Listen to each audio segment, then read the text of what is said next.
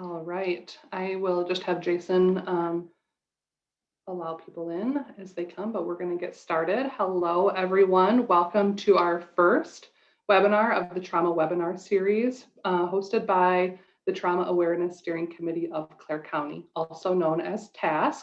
If you've seen our Facebook page, it is called TASC Clare County, so that's where you can find more information about us there.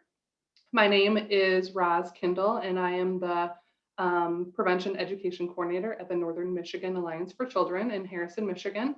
And I'm also the facilitator for the Trauma Awareness Steering Committee. So our mission of TASC is to limit the long-term effects of trauma within Clare County, to engage the community by spreading awareness, encouraging resilience, strengthening social support networks, as well as providing prevention education and intervention through the Handle with Care initiative. Our vision is to build resilience, trauma-informed community with a zero tolerance policy for violence to ensure that Clare County is a safe place to live, learn, and flourish.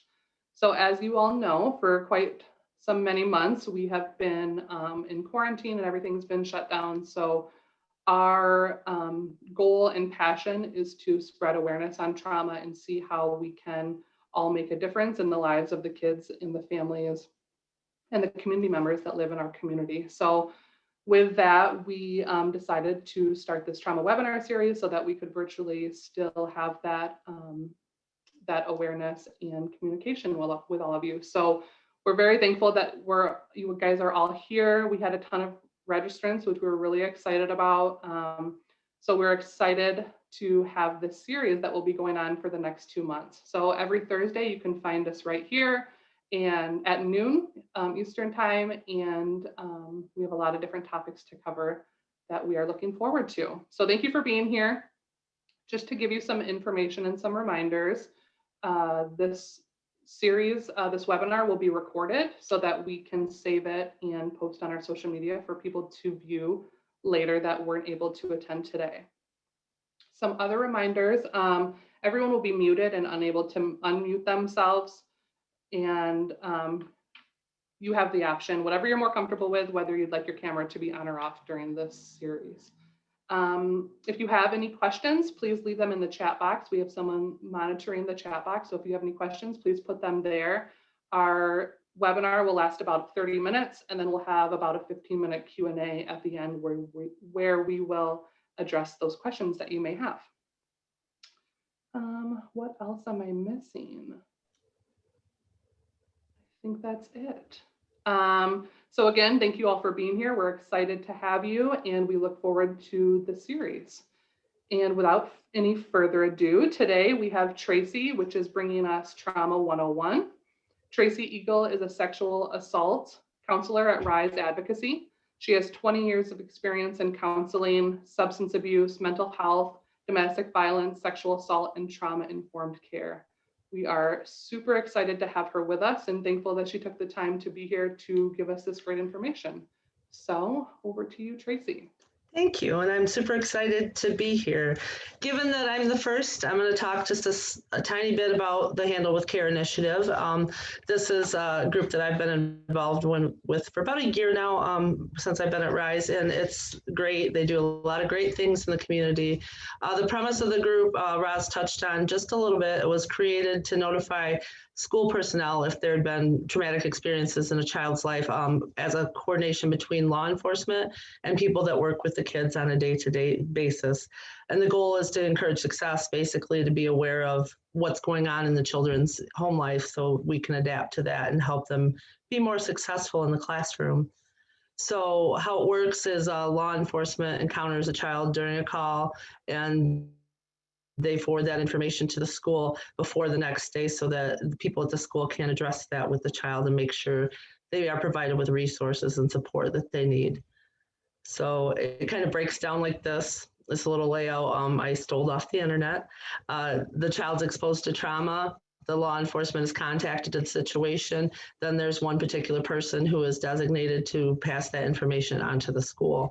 Once it's given to the school, personnel decide how to diverge that information out, who best can address that, and then they kind of evaluate the child and be aware of their situation and respond appropriately. If they need continued counseling, if it was a severe situation, then that referral will be made either to the community or someone in the school, a mental health therapist in more extreme situations.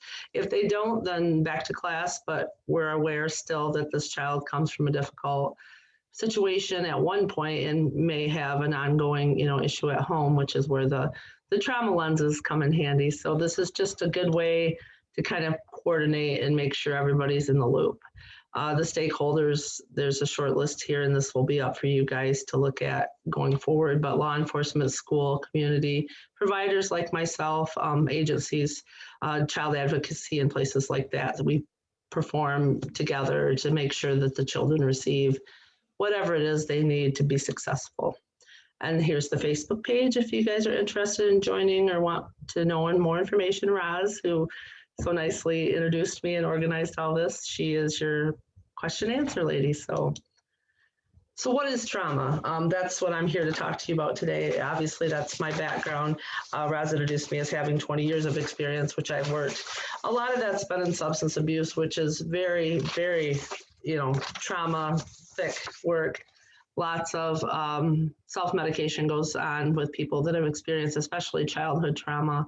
But what is trauma? A lot of people struggle with that definition, and it's a deeply distressing or disturbing event. There's no, specifics like this time, this certain trauma for everyone will be traumatic. It's kind of a person-to-person experience, but it definitely overwhelms that person's individual ability to cope. It causes feelings of helplessness, stress, diminished responses, their sense of their ability to have control or be safe in life. It's definitely an overwhelming emotional experience that kind of affects the way everyone goes from that day forward in life, basically. So the National Institute for Health says it's classified as a stressful or negative event that includes physical or sexual abuse, neglect, emotional abuse, poverty, witnessing distressing events like family violence, which is where our agency encounters that a lot. But it's much bigger than that. Like I said, anything can be traumatic. It depends on the individual and the situation, and a lot about the support that individual has to deal with the trauma or how they've been showed. And we'll talk a little bit more about that. Roz had mentioned resiliency, and that's definitely a big factor we'll discuss. So experiences are traumatic when they overwhelm our ability to cope. Obviously, we've learned from ACEs, which we'll also talk a little bit more about, but exposure to one trauma is exponential. It's also likely to be more than one trauma in those situations, especially in childhood. Traumatic experiences come, one-time events, sometimes, a lot of times they're reoccurring events. And the contextual factors, like I said, the support that child has, the coping skills they've been demonstrated around them have a big impact on how this child is affected by that particular trauma. ACEs, like I said, we'll discuss it some more when we talk about that. An acute, one time, like I said, a car accident, someone in the family that they're close to dies, a grandparent, an aunt, an uncle, even a mom and dad, painful medical treatment. They have to have a surgery real young when they're not prepared, or even older, they're in a car accident and they have major trauma of a physical nature. So these things are disturbing to your sense of safety. You realize, hey, I am actually mortal, something bad can happen to me. And the younger that happens, the harder time we have dealing with that mentally. Community or home violence, not just TV, but also if you live in a really bad neighborhood, if there's fights and sirens and gunshots going off all around your neighborhood, that's traumatic to grow up in. That's traumatic for an adult. Natural disasters, if you survive a tornado or a hurricane, things like that, that's usually hopefully a one-time trauma. Sometimes people reoccur with those traumas as well. Physical or sexual assault is a one-time incident, or like even CPS removal, going into foster care briefly because something bad happened in the home, or mom and dad were unable to care for that person, that child, for a short time. It also can be a one-time traumatic event. Now, those same events, if they reoccur, they become chronic, or they can also be multiple events often occurring at the same time, which creates chronic trauma. So the word trauma comes from a Greek word, which meaning wound. Obviously, we all heard it for a long time in the medical field, but it has been kind of expanded to accomplish both emotional and physical wounds. So that's an important note. So trauma in a complex form. So usually it's physical, sexual, or neglect or domestic violence. So it's reoccurring and it's in the home. Whether it's a caregiver, whether it's a neighbor or somebody, it's usually a trusted individual that kind of repeat offends or hurts the child. So there's no escape for them. It's a trapped feeling. So complex, it's interpersonal between people, meaning between usually, like I said, a trusted caregiver, frequently a family member, often involves being trapped or betrayed by that trust in that caregiver or family member. Usually it's planned by the individual who's perpetrating it, and it's extreme, it's ongoing. There's threats made towards the children that keep them from telling people. There's intimidation that's involved in bullying with that.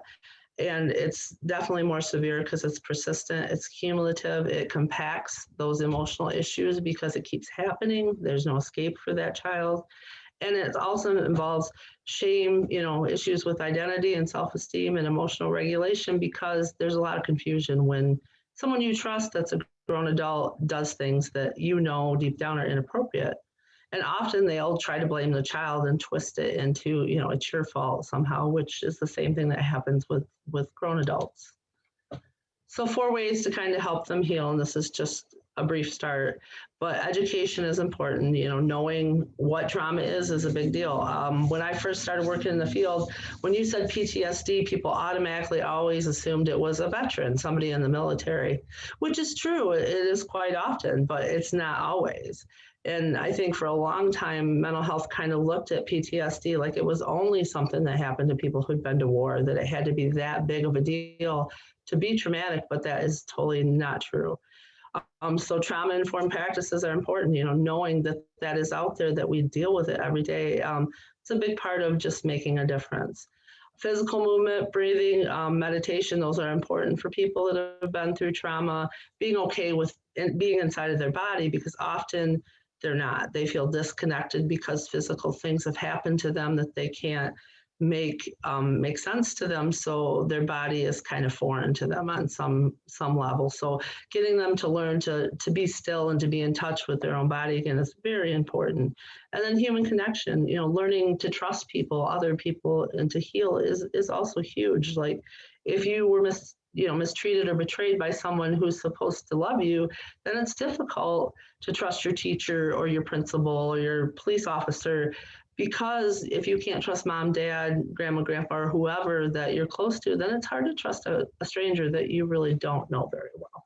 So these are important first steps. So the physical parts of trauma, that's why these steps are important, like the breathing and the becoming in touch with yourself again, because the brain kind of tricks us. When we're traumatized young, a normal response to trauma is this alarm system, the fight or flight response, which most people know about. When something's scary, you either fight, or you freeze. So this alarm system goes off whenever bad things happen, and especially the worse they are. The bigger the alarm that goes off, the more frequently, the more intense the reaction. So when you're faced with a threat, your emotional brain takes over. And then the stress, of that traumatic event overwhelms. So that stress response becomes kind of overloaded, like short-circuited. So when acute trauma once, maybe you can kind of bounce back from that if you have the right situation, the right help, the right support, the right people, the right skills. But when it's chronic, that keeps triggering over and over and over and over again. And eventually it triggers over everything. Like you're looking for those, they call it hypervigilance in a professional term. You're looking for those triggers in the environment. You're seeking out that danger because your brain has always been exposed to some version of that. So you're constantly preparing yourself for the next bad thing to happen, basically. To other people, it seems strange, but when you grow up with a family that's abusing you, that's perfectly normal to protect yourself every day, every minute. So students exposed to trauma, they develop these skills, these survival skills that, it may look like anger or defensiveness or maladaptive responses in their emotions, but it's how they've survived. It's what they've done to stay alive through some pretty horrific things in a lot of situations. So that response, that alarm is reacting to everything now. That's reacting at school, it's reacting in the McDonald's, wherever they go. The trust related behavior, that becomes frustrating to others, so it pushes them away. And it happens, unfortunately, a lot with adults. That is part of what we see on TV is, there's kind of a mismatch between that and couples, and they push at each other and it becomes escalated. So the same things with kids. You hear kids being referred to as unruly, or they must be ADHD, they have trouble sitting still, they're fidgety. Well, you kind of have to look at it through that trauma lens. Fidgetiness, as however you want to put it, is also exactly like hypervigilance, which is it's a way of responding to trauma. You're seeking out your dangers in your environment all the time. So it's hard to relax and focus when you're always looking for the bad guy to be standing in the doorway or outside of the room or wherever you think they might be hiding. So it's important for us to realize their perceptions of their environment aren't as safe as we see them to be, and as they might really be when they're at school, but they're still living in that scary environment the rest of the day. So they're still on guard all the time. So the short and long-term effects are obviously, we know they're huge, on their health, their well-being, their relationships. I just mentioned, seeing that in grown adult relationships working in this population. But the trouble paying attention, the trouble having healthy support, it kind of snowballs the trauma. So the less support you have, the less good people in your life, the more likely it is that you're going to struggle dealing with further situations that come up. And this often occurs in substance use, where people use drugs because they've been traumatized, and then they're exposed to more trauma because they're out there doing things that aren't healthy in the first place. So it is exponential like that. Aggressiveness and defensiveness, withdrawn, disconnection. So there's an inability to really form that good support system because they don't know how to develop healthy relationships with other people. It's not been demonstrated, and the relationships that they have long-term experience with were not good. So they're really, really resistant to trust and really resistant to developing new ways to deal with the people in their lives, or new people to help them deal with the things in their lives. And that also comes from being groomed. When you're being abused by an adult, they will tell you, don't trust so-and-so, or don't say anything to anybody. So you're already, programmed to be distrustful and somewhat paranoid, and then compound it with post-traumatic stress disorder. And these kind of behaviors here show through out in the different parts of the world that you go into as being problematic. But there are coping skills at their core, really, unfortunately, not always good ones, but they worked, they helped them survive. So here's how it overlaps.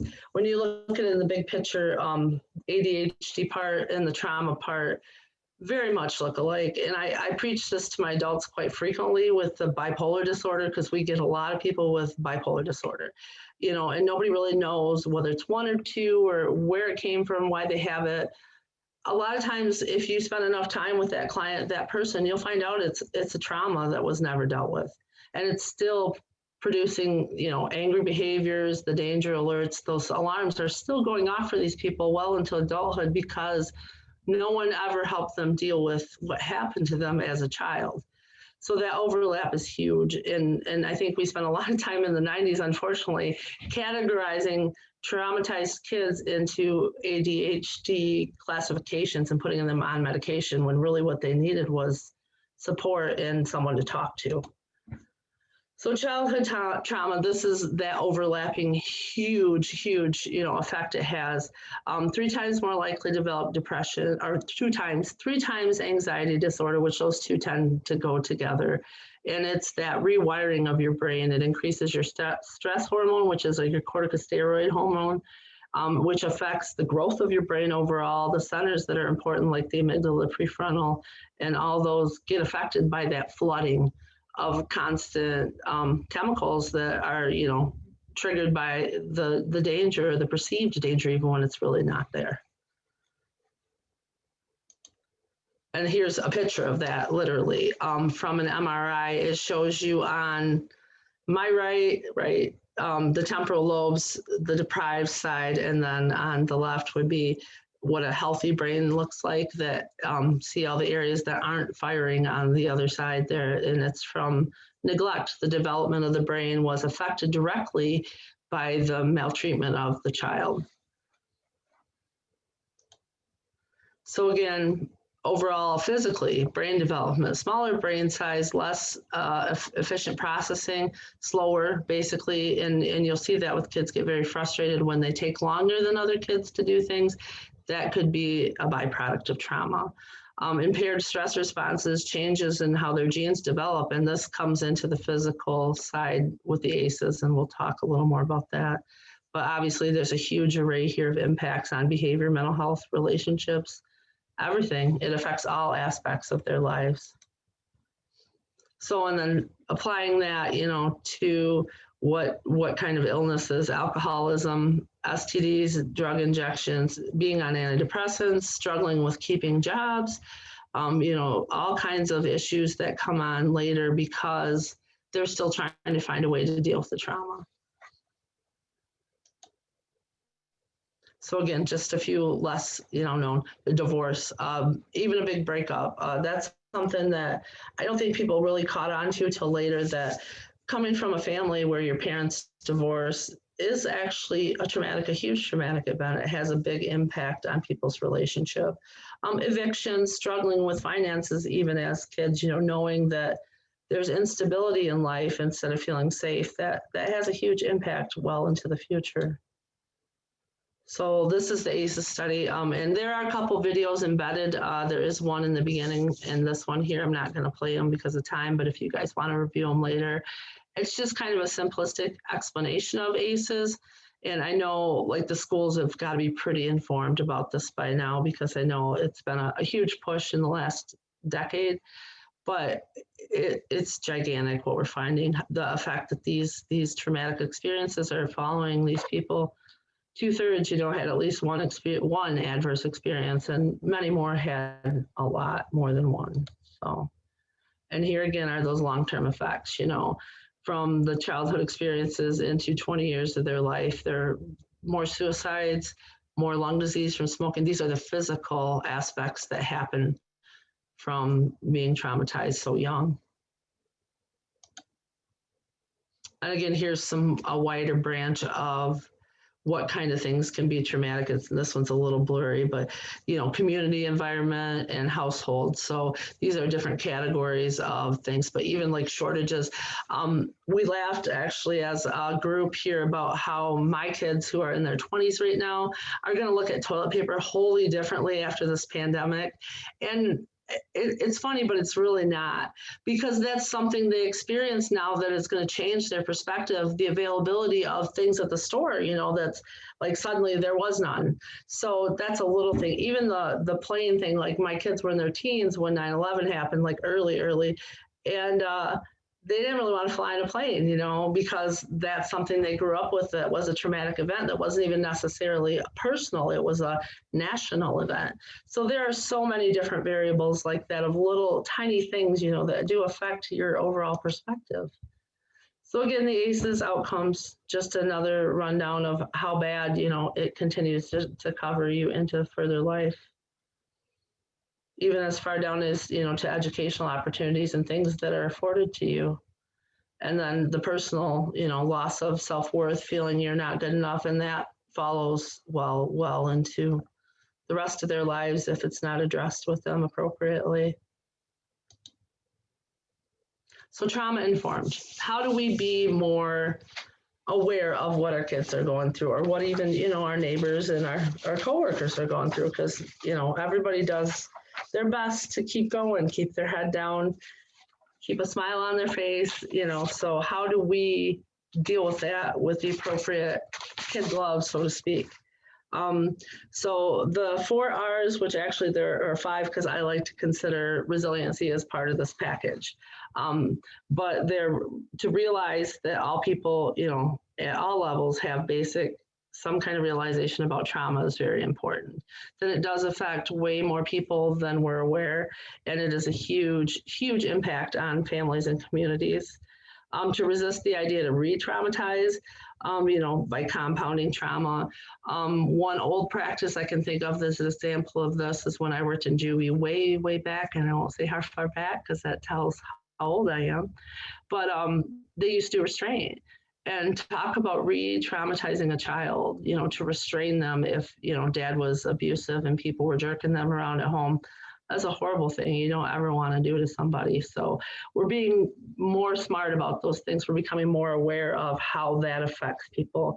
Recognize, within the organizations, signs and symptoms, so everybody knows how to pick that out when it's happening and be aware, yeah, that kid seems like, something's off. Maybe they need to talk today. And to respond, to know what to do, to have good approaches, to not expect everything to be okay overnight, that all these things these kids have been through, it doesn't go away in a day, unfortunately, because it took a lot longer than that to make them feel so insecure in life. So, but those 5 key principles off to the left there, those are very important: the safety, trust, choice, collaboration, and empowerment. That's a big deal because they feel trapped, they're forced into these things. So we want them to feel safe. We want them to feel that they can trust you and that you trust them on some level. And we want them to recognize they have choices, because if you don't let them have choices, they're still kind of being, you're re-traumatizing. They're being forced into something without feeling like they have a decision that's their own, and they're not learning how to make those decisions, which is the empowerment part. And then collaboration, because none of us are an island. Nobody has all the answers. So it's very important that we work with as many people as possible so that we have all those resources at our disposal that are so important to help them heal. So the resiliency piece, that's huge. We mentioned this earlier, ACEs talks about it. This is basically rebuilding, an ability to bounce back, an ability to understand that you can survive these kind of experiences and thrive and still be a good person and have a good life. And that takes a lot of work on their behalf and on ours, because the people that are abusing them are essentially tearing them down that whole time. So we want them to be built back up. And that, again, doesn't happen in a heartbeat. It takes some time. So a big thing I like to tell people about resiliency, and because everybody, who's been through trauma tends to be really hard on themselves. There's that self-esteem thing. So there's some affirmations there on the right that I think are important, but it's very important that they understand that being resilient doesn't mean that you won't feel stressed, you won't have moments where things overwhelm you. It just means that you're building skills and that you'll keep trying and not try to focus on doing the same thing over and over again that hasn't worked in the past. But again, it takes help. It takes people sometimes to remind people to not listen to that negative message that's on tape in their head, which, all too often is very true for people that survive trauma. So here's some more, important things for people with trauma. Predictability. Trauma people don't like to be surprised. They kind of like to know what they're in for. Catching them off guard is not a good thing. It usually brings out those behaviors that are the protective behaviors, giving them space, which is good now in COVID because we all want our 6 feet anyways, but it's good all the time because they want to feel they have that movement to escape if they need to. And the trauma glasses, the perspective, that's a big part of it too. So you guys can see the rest of it is pretty much the same stuff I've explained. Support, giving them choices, showing them that you're listening. Don't refer to their problem, their upbringing, attribute it to trauma, not what's wrong with you, it's what happened to you. That reframing is very important. And again, some more things you can do: create safety, regulate, try to keep them calm, build good relationships, rapport with them, help them develop a story. Even sometimes I do that even with grown clients a lot. I have them write letters, develop their own narrative. Practice, power with strategies, build social emotional resiliency skills, and, foster that post-traumatic growth in them. So again, the importance of not what's wrong with you, but what happened to you and how can I help you is a big part of that. And then this one, I'm not going to go through everything on here, but it kind of gives you some examples that you might see on a day-to-day basis, maybe in a classroom, of how this looks to a teacher and actually what's going on with the kids. So that's something that you could read through at a later time if you get time. And these are the important, some of the big important coping skills. Again, you know, journaling, support, spending time with people, having, you know, people to talk to, having life skills and things that make you feel like you're worth something and accomplishing something in life.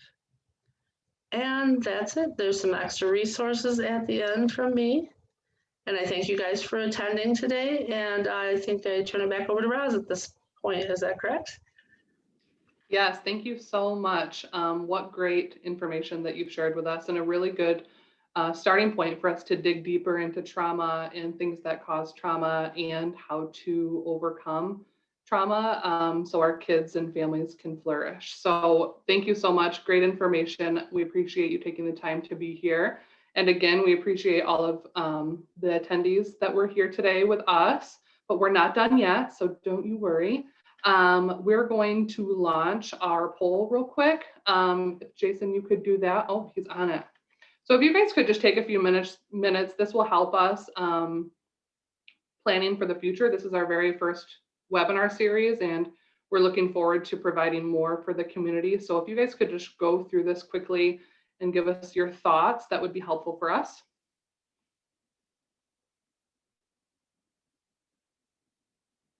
And then when this is completed, we'll do some Q&A for Tracy.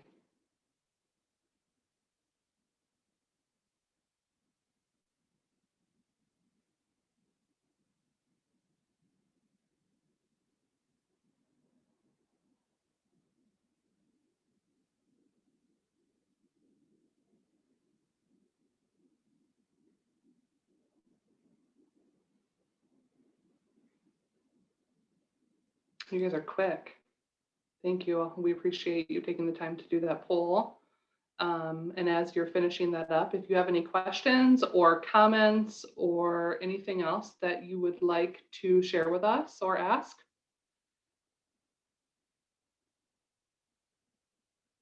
The slides, are the slides available? I think they'll be in the recording, so you can go through with the recording.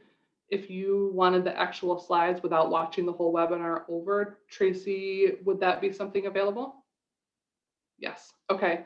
Yeah, I'd be happy if we could get emails. I have no problem with forwarding them and sharing them. Perfect. If you wanted to, if anyone would like the slides available to them, just comment here, or just comment here and we can get them to you, or comment on the Facebook page where this recording will be saved. Tammy, if you could keep track of who would like the slides, and if you would like the slides, please include your email so we can get those over to you.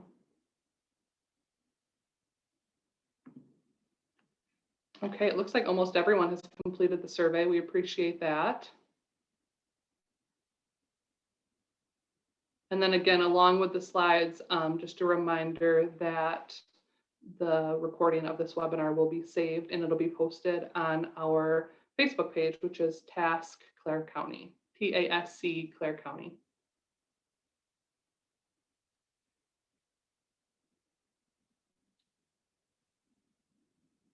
All right, do we have any, I'm gonna hand it over to Tammy for a minute. Tammy, do you have any questions in the chat box for us?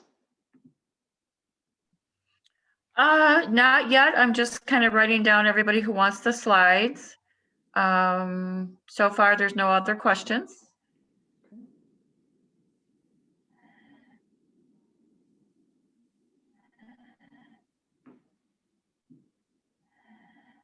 A lot of people want your slides, Tracy, so I think that's a good sign.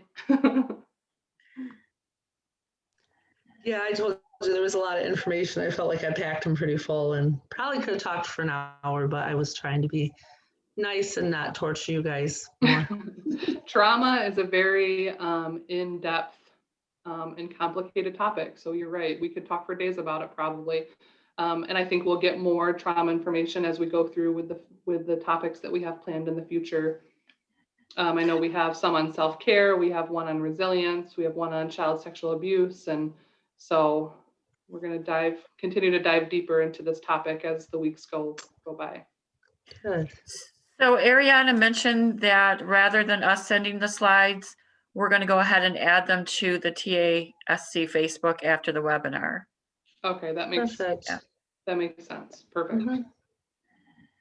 Okay, excellent. Anyone have any questions before we finish our first session? We don't have Facebook. Melinda, then send us your email and we'll do it that way then.